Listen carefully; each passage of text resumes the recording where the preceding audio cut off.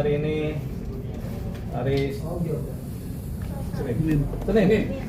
Nah, Senin tanggal 6 Juli 2026. Ini ada ibu sama bapak sama anaknya ini mengadu ke kami mengenai perkara kasus penganiayaan yang berakibat matinya nyawa anaknya ya, yang terjadi di wilayah Polsek Cikarang Utara.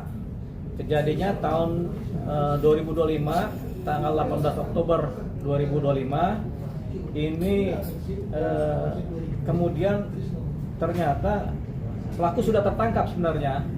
Kemudian dilepas lagi oleh pihak kepolisian Polsek Cikarang Utara. Ini menurut keterangan dari orang tua korban, karena orang tuanya itu ketemu di bulan April sama si pelaku lagi kondangan, ketemu tuh, ternyata dilepas oleh Polsek Cikarang Utara. Jadi ini kemudian keluarga ini menuntut keadilan karena ini sebenarnya kan kasus penghilangan nyawa yang memang hukumannya berat begitu. Nah, korban ini usia 16 tahun pada waktu meninggalnya, kemudian pelaku ini berkisar 17 sampai 18 tahun usianya begitu. Tapi kenapa tidak diproses kita nggak tahu di pihak kepolisian Polsek Cikarang Utara ya.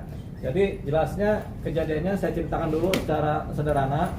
Pada sekira tanggal 18 Oktober tahun 2025 ini anak almarhum ini, orang tuanya ini kan anaknya ini bernama Visi Al-Fatah.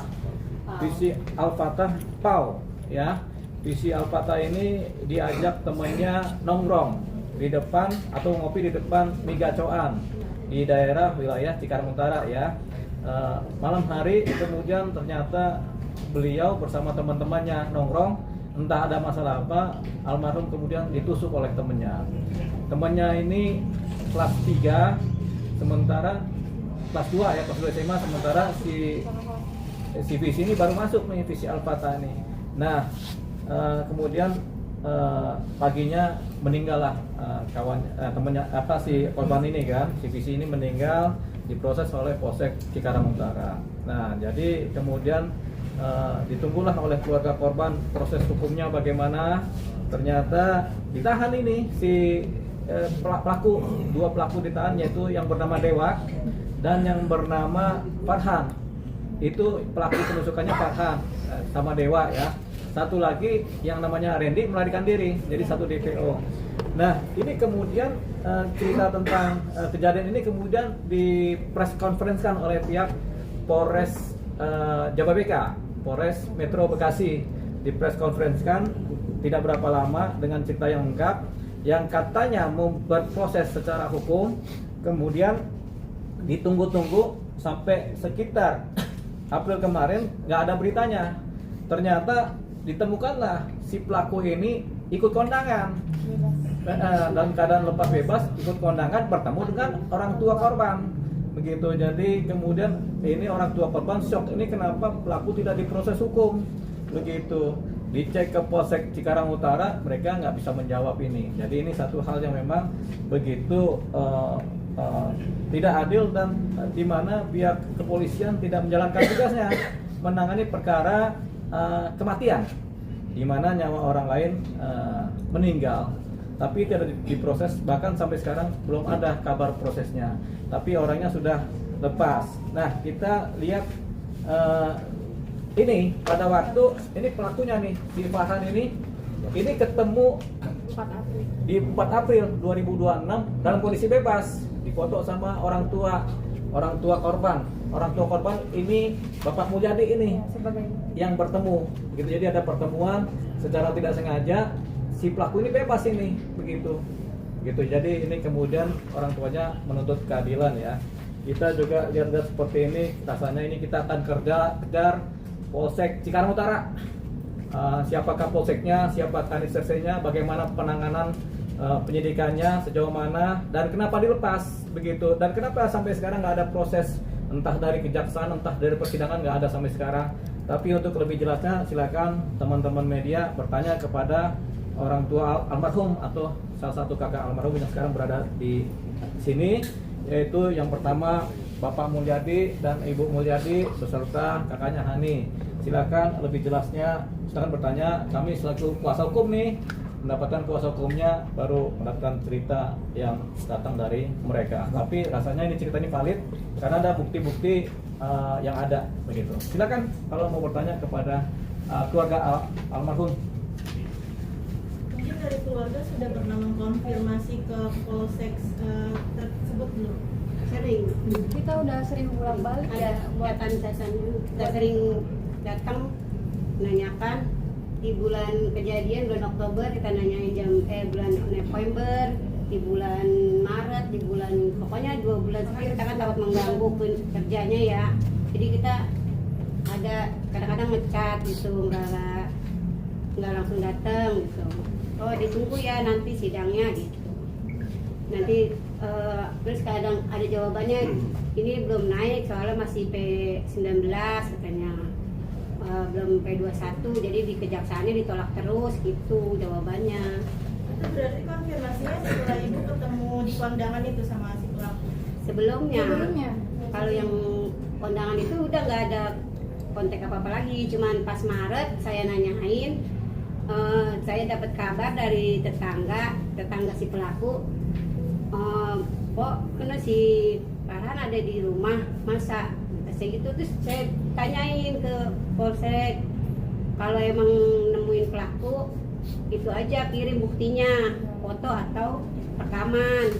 Nah tapi polsek nggak beranggap 4 April nggak ada balasan apa saya dari polsek. Kita telepon juga nggak diangkat.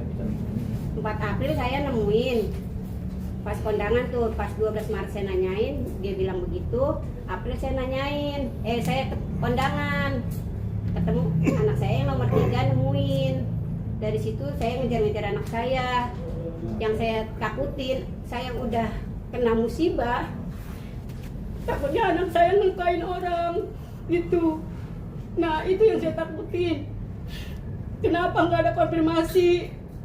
Kalau emang cara dia musyawarah ngasih tahu dong ke keluarga korban, ini nggak ada pemberitahuan ke keluarga korban, nggak ada sama sekali. Makanya yang saya takutin anak saya ngelukain orang. Udah saya aja sakit, anak saya dilukain orang. Takutnya kakaknya dari korban ini emosi terus panik mau membunuh orang lagi kan? Itu yang saya takutkan. Oke Bu, lanjut Bu, cerita Bu.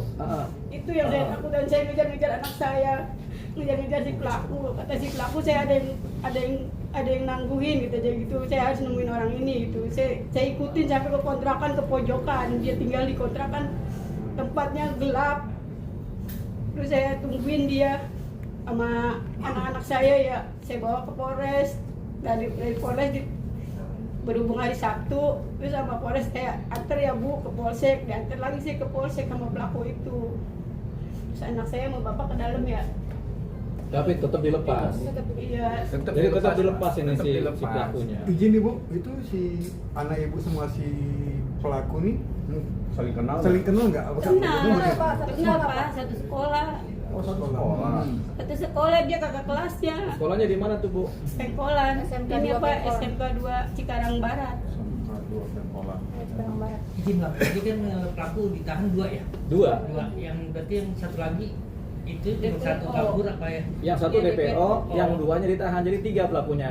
Pelaku Iya. pertama bernama Dewa, Iya. pelaku kedua bernama Farhan, yang menusuk ini, pelaku ketiga Randy melarikan diri. Jadi yang 2 ini ditahan, tapi kemudian lepas mereka, dilepas. Dua-duanya. Dua-duanya. Berarti yang ketemu cuma Farhan doang. Ya, Farhan sama Dewa Kalau aja. yang Dewa itu emang tetangga belakang. Ya, tapi keluarga di luar Iya, tahanan. udah di luar. Ya, tapi sampai sekarang belum ada proses hukumnya begitu ya. Karena sebenarnya ini kan Nggak ada, kasusnya nggak ada bukan kasus pemberitahuan yang apa-apa, nggak ada. ringan ya. Ini kasus penghilangan nyawa orang lain. Ini sebenarnya kasus berat yang ancaman hukumnya tinggi. Dan Ini motifnya apa sih Bang?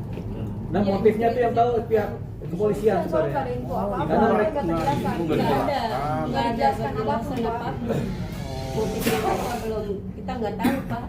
Cuma datang 18 Maret anak saya meninggal, Sabtu saya disuruh datang 18 Oktober terus Senin kita suruh datang ya Iya, ke buat kantor laporan. polisi buat laporan, udah terus suruh pulang lagi. Nomor LP-nya nggak pegang juga. Nggak Nggak pegang. apa-apa, Nggak pegang pegangan sama surat apapun sekali. kita nggak megang. Kopian, Nggak kopian. enggak, apapun.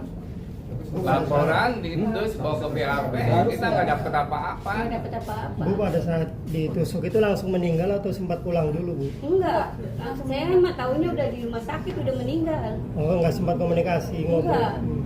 Komunikasi sama kakaknya jam 1 emang dia nggak punya motor, dia mau minjem motor ke kakaknya.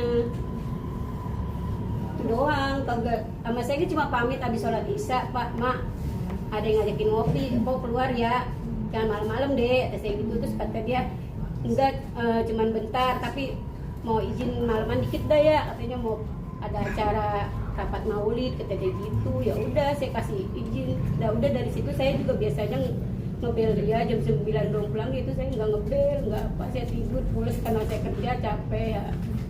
Terus motornya hilang nggak? Kagak punya motor, Pak. Enggak, dia sama temennya ditumpang. Anak saya nggak punya motor, emang dia di Bu pelaku sama keluarga pelaku sempat datangin Ibu nggak minta maaf atau minta dicap? Minta maaf, minta maaf. Sempat nggak? datang. Ya, Setelah dimakamin ya 3 hari. 3 hari. 3 hari datang minta maaf. Bapaknya. Bapaknya Bayangin. kan. Kalau saya sih menurut saya maafin, saya bilang kayak gitu. Yang penting ada etikat baik. Tapi proses tetap berjalan, ya. Itu. Saya udah lapor juga sama pihak kepolisian gimana Pak prosesnya. Oh masih nggak ada di Bogor, masih nggak ada. Setiap kita nanyain dia bilang Selalu kayak pihak gitu. polisi begitu. Selalu begitu. Nah, pas lagi saya tanya tuh, pas tadi Ibu cerita ya ketemu di tempat kondangan, ternyata pelaku udah bebas. Gimana nih Pak?